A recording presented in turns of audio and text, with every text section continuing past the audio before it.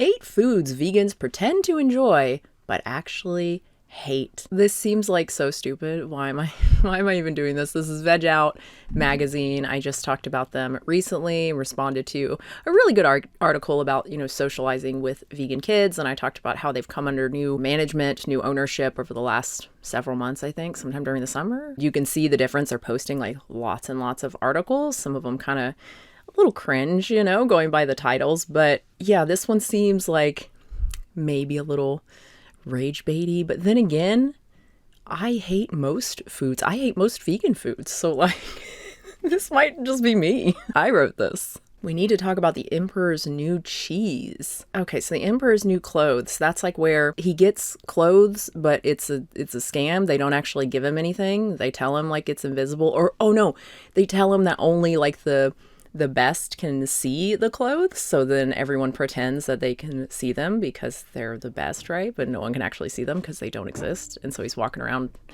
naked or in his underwear or whatever. What does that have to do with cheese? Am I just stupid? Oh, that we're all just pretending that the vegan cheese, like, is cheese or is really good, but we all know there's no cheese here. Okay, I get it. I like it. Okay, so I assume he's going to talk about cheese, which, like, all right, I already see the first one. Let me read the intro. 6 years into veganism, I've perfected the art of the convincing food lie. You know the one, that slight oversell when a non-vegan friend tries your cashew cheese. It's really good, you insist, your voice pitched just a bit too high, while internally acknowledging it tastes like salted Play-Doh. We all do it. It's practically part of the vegan initiation ceremony. Dude, my favorite cheese is just straight up cashew cheese. What are you talking about? It's delicious. It might not be cheese, right? Like, I make this cheese ball. I've talked about this 500 times. I think in the last video I talked about this, but it's a great recipe. It's been around forever. It's on the internet for free. It is fantastic. I love it. And it's basically like a dip in a ball form, but it's delicious. What's the problem here? I guess if someone is expecting like cheddar cheese, then yeah, I mean, it's not cheddar cheese. I don't know. Salted Play-Doh, get out of here. You just can't cook. And by cook, I mean blend everything up in a food processor. Is my bra just showing? Okay. I love this shirt, but I need this to be just a little less wide, That would be cool. The truth is, there's a whole category of vegan foods we've collectively agreed to pretend are delicious, not because we're delusional, but because admitting they're terrible feels like betraying the cause. Like somehow saying nutritional yeast tastes like fish food means you support factory farming. But here's the thing, we can care about animals and still admit that some vegan alternatives are crimes against taste buds. Yes, but cashew cheese and nutritional yeast, those are not the examples. No, it tastes like fish food. It looks like fish food. It does not taste. How would you know what fish food tastes like? Fish food tastes like fishy, like seaweed, if anything. Nooch, as we call it, to make it sound less like something from a laboratory, is supposedly our cheese substitute. Every vegan recipe blogger writes about it like they've discovered gold. Just sprinkle this magic dust on everything, they say. It's so cheesy and umami. I don't really see that much anymore, but yeah, there used to be definitely some overselling of nutritional cheese and how cheesy it is. But it does give a kind of cheesy, I mean, it's definitely umami, like it is. It's super, super savory. And it gives us a kind of cheese sort of flavor. But yeah, I will agree it's been oversold a little bit by some. It tastes like someone ground up vitamins and mixed them with disappointment. I've watched new vegans dump it on pasta, take a bite, and try so hard to look pleased while their face does that subtle thing faces do when betrayed. We keep buying it because we're supposed to love it. I have 3 containers in my pantry right now. They're awful. Dude, I buy a new bag of those from Fred Meyer, every single month? I love nutritional yeast. Like, get on my level. Maybe you just haven't been vegan long enough. I seriously love nutritional yeast. I'm trying to remember the first time I tried it, like, I think I thought it was good, but I don't think I loved it or anything. But once I had it on popcorn, like, I basically don't eat popcorn without nutritional yeast. It is so good. I use it in cheese sauce recipes too. I make, again, it's not mine. This is actually, I think, a New York Times recipe for a chickpea noodle instead of chicken noodle soup. And it's got nutritional yeast, like, in the broth. It is delicious. It is the only soup my 8-year-old likes. They hate soup. They love this soup. It's really good. So once again, sir, maybe you just can't cook. Or maybe you have all sorts of food aversions like I do, and that's one of them. Like, I get it. Can relate. Number 2, raw cashew cheese. I've spent $15 on a wheel of artisanal cashew cheese that tasted like someone blended nuts with hope and refrigerated the sadness. The texture is somehow both grainy and slimy. Grainy. If you don't blend the cashews long enough, yes, it can be grainy. Slimy? That sounds like it was off. Like, that sounds like you shouldn't have been eating it at all. Again, I think cashew cheese is very yummy. I just got that Rebel cheese. You can watch the video if you want, but I liked a lot of the cheese, and it's all cashew based, right? Cultured cashew cheese. And yeah, I thought it was delicious. I kept going back and eating it on crackers. Like, what? Secretly knowing we'd rather eat the crackers plain? Nah, man. But again, part of that is expectation, right? It's called cheese and people expect it to be cheese. You know, the vegan cashew cheddar is supposed to be like sharp cheddar, and it's just not, you know? So yeah, if that's really what you're looking for, yeah, you're gonna be disappointed. But hopefully you'll still like it, you know, for what it is. Certainly cheese is one of the things that needs to be improved, vegan cheese. Maybe he'll talk about the other vegan cheeses, because it's weird to focus on the cashew cheese when it's like, really? We're not going to talk about Daiya and stuff, but maybe that's further down. All right, number 3, spirulina. Spirulina anything. Spirulina is pond scum. Yes, literal pond scum. Yes, but because it's packed with protein and B12, no, it's not. No, it's not. Don't ever say that, sir. No. Okay, I did just scroll down and I saw Daiya. Jordan Cooper, please don't ever write that. I know this is like a jokey thing, but like spirulina does not have B12. Please change that. Like, we don't want vegans thinking spirulina or any other vegan food that is not supplemental B12 or fortified nutritional yeast has B12. It has B12 analogs. It's not B12. There are a couple that might. I talked about that in a recent video, nori and duckweed, but there is not nearly enough evidence to start eating those foods for B12. Anyway, back to the nonsense. We've convinced ourselves it belongs in smoothies. Every health-conscious vegan has that moment of dumping a teaspoon of this blue-green powder into their blender and watching their beautiful berry smoothie turn the color of a sewage spill. Okay, number 1, it can actually make things pretty looking. But what I did is even worse. I didn't put it in a smoothie. I just put it in a glass of water. And I drank it, and I immediately vomited it up into the sink, and it was the prettiest vomit, like the most beautiful teal, like green, blue. It was honestly beautiful, but yeah, I immediately threw it up in the sink. I never had spirulina since. Actually, the Daiya multis are covered in it, which makes them taste fantastic. I feel like I don't see spirulina nearly as much anymore. Is it still as big as it used to be?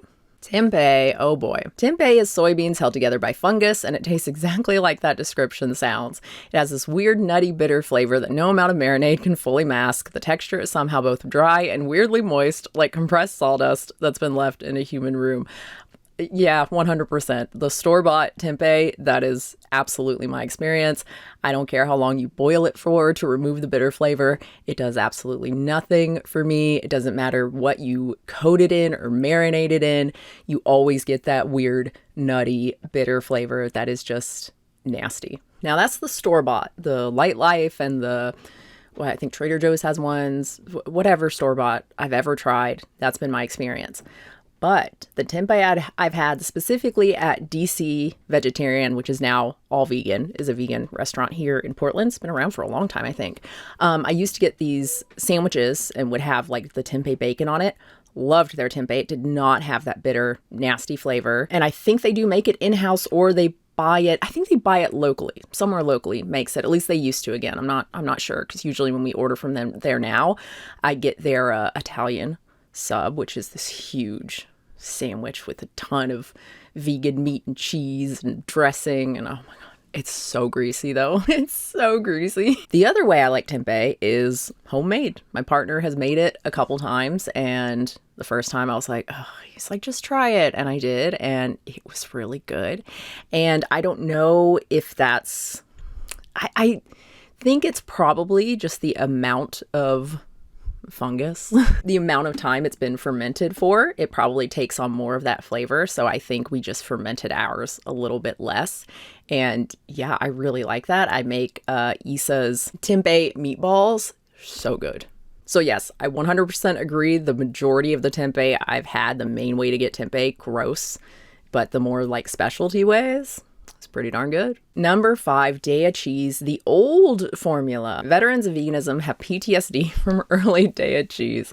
It didn't melt so much as turn into glue. The texture was like plastic that had been left in the sun, somehow both oily and dry. It coated your mouth with this weird film that water couldn't wash away like edible regret. They've reformulated it now, thank God. Is it really that much different though? Is it really? I still have a big issue with the vast majority of the store-bought vegan cheeses that are not, again, like the nut, cashew cheeses. It's not so much the taste. I mean, some of them do have a kind of unnatural, taste to them. That's not super pleasant, but it's mainly the feel. Just too starchy, which makes sense. They have starch. That's, one of the things they use, a big part of their formulas. And yeah, you feel it in your mouth and it's not pleasant. It's not cheese. And I feel like the more brands have tried to make their vegan cheeses like actually melt, the worse that's got, because that's what the melting is. It's just this starchy gloop. Because like if you give me a slice of Daiya cheese, I can just eat it, no problem. But as soon as it's melty and it's all starchy, gloopy, no. That said, this is going to sound crazy, but I do really like a grilled cheese with really whatever vegan cheese, preferably Violife or even Daiya. I really don't like the Follow Your Heart. It's super like dry and chalky and it's hard to take them apart. They break really easily. But yeah, for some reason in a grilled cheese, it doesn't bother me at all. I think that's because I dunk it in the tomato soup. So it's different. I don't know. Number 6, Seitan. Seitan is literally just wheat gluten, has the texture of a rubber boot and about as much flavor. It's dense, chewy, and weirdly bouncy in a way that food shouldn't be when prepared badly, which is often. It's like eating a stress ball marinated in soy sauce. So again, this is like where it's coming from, but it's flipped from the tempeh for me. Homemade seitan, it just has that wheat gluten flavor. There's nothing you can do about it. There's no way to cover it up.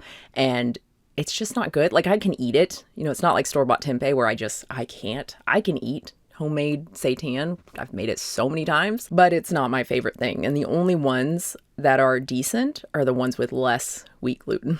Like there's a recipe from, I think it's from Isa as well. I think they're like sausages or something. You wrap it in foil, make it like sausage shape, and it's got a lot of beans in it. That's really good. I like that one. But yeah, just your basic seitan recipe, no. Whereas the store-bought wheat gluten chicken pieces or whatever it is, totally fine. I haven't had a single store-bought seitan product that's had that wheat gluten taste. I don't know if it's the processing or just the wheat gluten they're using. Maybe it's more processed, more finely milled. I don't know, but it does not have that flavor. That's not to say all of the, wheat gluten mock meats at the store are good. No, but they're bad for like different reasons. But yeah, the texture, the dense, chewy, weirdly bouncy, I love it. I love the texture of seitan. But I mean, that makes sense because my big problems with food are, again, like gloopy stuff I don't like and not uniform stuff I don't like. That's one of the reasons I was never a huge meat eater. Like I liked sausages, hot dogs, stuff like that because it's uniform.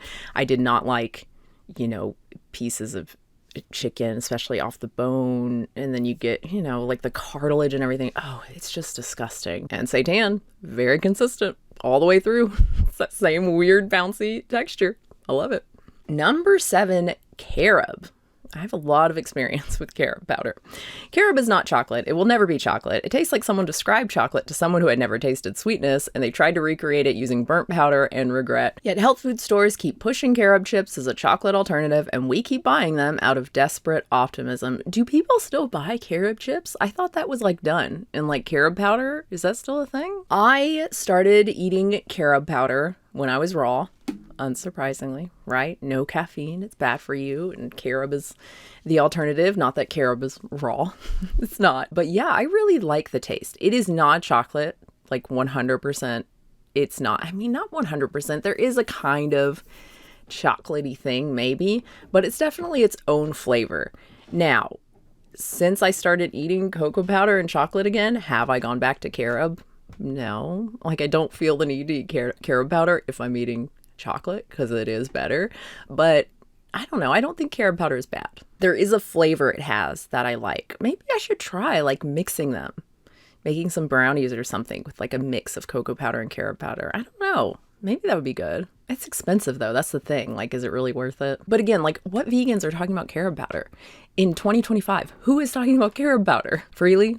No, she wouldn't even eat carob powder, right? It's too processed. I only know about it from my like raw days. Again, I never heard like regular vegans talking about carob powder. And number 8, rice paper bacon. This might be the most egregious lie we tell ourselves. Someone discovered that if you marinate rice paper in smoky sauce and cook it until crispy, it vaguely resembles bacon in appearance. That's where the similarities end. It tastes like crunchy disappointment with a hint of liquid smoke. So I have not tried rice paper bacon, but that's what I've imagined it to be. Like, there's no way I don't want to say there's no way, because it's possible, but like, no way am I going to try it and put all that work into rice paper bacon. No. We know actual bacon doesn't dissolve on your tongue like communion wafers, but we persist in this collective delusion. I didn't even think about that. Yeah, so you crunch it at first, right? But then it's just gonna like melt away. Oh, no. That does not sound nice. Here's what I've learned. Admitting these foods are terrible doesn't make you a bad vegan. It makes you an honest one. We don't have to pretend every plant-based alternative is a culinary revelation. Some of them are just bad, and that's okay. Yeah, I mean, this is mostly just having fun. Obviously, there are lots of vegans who hate nutritional yeast, and that's totally cool. I think it's good, for us to make fun of the food industry and to make fun of the, some of the vegan stuff that's come out, and it's just been like ridiculous, and make fun of the past and the options that were available, like the rice dream ice cream before Ben and Jerry's, and So Delicious, and all of these better options, the oat milk options, the cashew milk options. It wasn't good, but that's what we had. Just remember, when a new vegan serves you cashew cheese at a party, be kind. They're trying their best, and somewhere in their pantry there are 3 full containers of nutritional yeast they don't know what to do with either. They can give them to me. Nutritional yeast is not cheap. I will take all of your nutritional yeast. Thank you. I seriously should try to figure out how much nooch we go through. I mean, it really depends on how much popcorn I'm eating, right? Because I go through phases where I'm having it pretty much every night. But like right now, 1 to 2 times a week, I'm eating popcorn. I make like cheesy pasta sauce fairly frequently, and I'm using that. Again, that yummy chickpea noodle soup thing. That's like a 1/4 cup of nutritional yeast right there. So yeah, I agreed with the Spirulina, the Tempeh, halfway agree, the Daiya Cheese, halfway, because I think Daiya Cheese is still like not, this is not great. Seitan, again, like homemade, yeah. Rice paper bacon, I haven't had it, so I don't know. Carob, I don't know. I halfway agree with a lot of these. The main ones, nutritional yeast and cashew cheese, man. No. Anyway, I would love to know your thoughts. What are your vegan foods that like you've lied about? Have you ever made something and like lied to yourself about whether it was good or not? I don't have that ability. If something's bad, like I can't eat it because I might throw up. I mean, I guess during my raw days, there were times where it was like, yeah, this is good. And like, yeah, more fruit. That's great, when I really didn't want that, but like there were no other options, right? Because I'm supposed to eat these specific foods and these specific foods at certain times of the day, right? Because I was like extreme low fat, high fruit raw. I'm sure I lied to myself a lot during that period. But I mean, I liked a lot of the food I ate, to be honest, which explains why my diet became very, very minimal, right? I just ate the things I liked. I had my smoothie in the morning. I had, like in the summer, a bunch of mangoes in the afternoon, and then a big salad at the end of the day. And I didn't really rotate my foods in the salad. It was always romaine. It was always cucumber, tomato, some sort of nut dressing. I'm surprised like hip peas weren't on the list. I guess he wanted to be more general, but like, I mean, there are more brands than that, right? The like protein puffs, the bean sort of puff chip alternative things. I think a lot of people are like, what is this? No. I love them, but I know not everyone shares that opinion. But yeah, anyway, thank you again. Please do like and subscribe. And of course, thank you so much to my members here on YouTube and my patrons at patreon.com/unnaturalvegan. I do post 2 videos for tier 2 members and patrons a month. I do a vlog, and then I do a controversial topic, just whatever I want to talk about. And yeah, that's it for me. New video soon. I hurt my throat swallowing my own spit wrong. And I wish I could say this was not a regular occurrence, but I'm pretty sure this happened like a month ago. And it hurts so bad. And now, like, for the rest of the day, I'm just going to feel like I'm sick. And actually, my kids are just getting over a cold, so I might be getting sick too. I don't know. But I've got my coffee. Hopefully that will help a little bit while I'm recording. Wow, my voice is sounding crazy. I actually sound like I'm sick now from swallowing my spit wrong. Cool.